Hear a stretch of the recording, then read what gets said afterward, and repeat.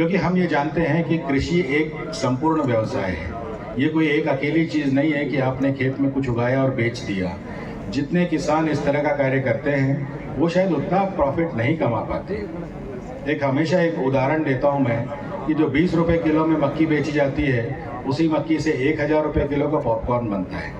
तो ये जब 20 रुपए से 1000 रुपए किलो तक की जो सफ़र है, इस सफ़र में वो किसान जो केवल उगा के छोड़ देता है, वो किसान घाटे में रहता है, या उस किसान को उतना फायदा नहीं मिलता जितना उसको मिलना चाहिए।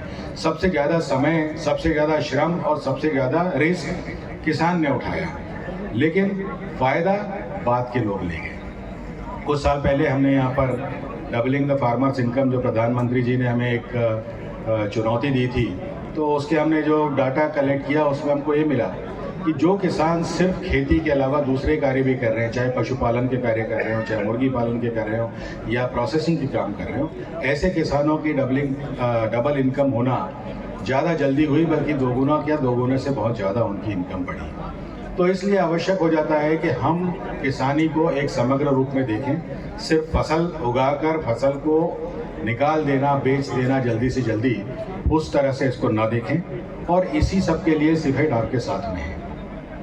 सिफेट में कृषि विज्ञान केंद्र पहले था, फिर कुछ समय बंद हुआ, फिर 2016 में फिर से हम लोगों ने यहाँ पे कृषि विज्ञान केंद्र शुरू किया। और इन सब के पीछे की सोच यही थी कि न सिर्फ कृषि से संबंधित जानकारी आपको मुहैया कराई जाए, बल्कि सिफेट के साथ जुड़ने से आप कटाई के उपरांत होने वाली जो अलग अलग गतिविधियाँ हैं उनको आप कर सकें, जिससे दो फायदे होंगे। पहला फ़ायदा ये कि नुकसान को कम किया जा सकेगा। आप लोगों को मैं सबको बताना चाहूँगा कि अभी 2022 में आकलन किया गया और ये पाया गया कि किसान जो कटने के बाद में, फसल कटने के बाद में, या किसान के स्तर से लेकर जो रिटेलर है, दुकानदार है, वहाँ तक फसल पहुँचते पहुँचते जो सारा नुकसान होता है, उस नुकसान की कीमत होती है 1.5 लाख करोड़ रुपए प्रति वर्ष। और उसके बाद में जो हम लोग कंज्यूमर के तौर पर, उपभोक्ता के तौर पर जो नुकसान करते हैं, शायद वो भी इतना ही है या इससे दोगुना है। तो इस तरह से हम 4 लाख करोड़ रुपए एक साल में नुकसान कर रहे हैं, और इस नुकसान को कैसे कम किया जाए, इसके लिए ही सिफेट आपके साथ में है।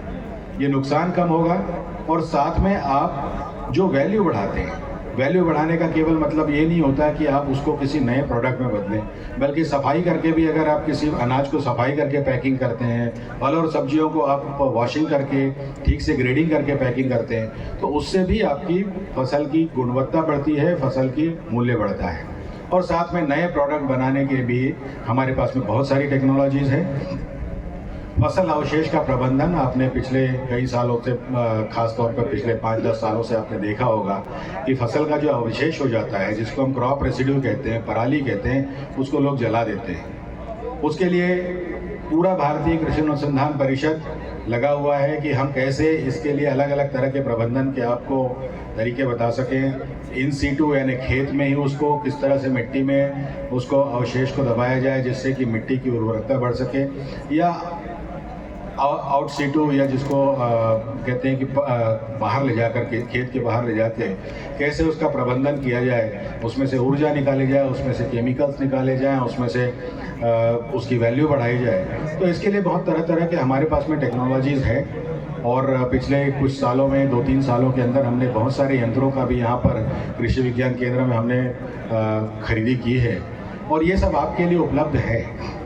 आप अपने खेतों में इन यंत्रों को ले जाएं, इससे संबंधित जो टेक्नोलॉजीज़ हम लोगों के पास में, उन टेक्नोलॉजीज़ के बारे में जानें। अभी हाल ही में हमने एक पैकेजिंग मटेरियल बनाया है पराली से। इससे ये होता है कि आप वो बायोडिग्रेडेबल है, पूरी तरह से कहीं प्लास्टिक का उपयोग नहीं होता है, और साथ में वो जलता भी नहीं है।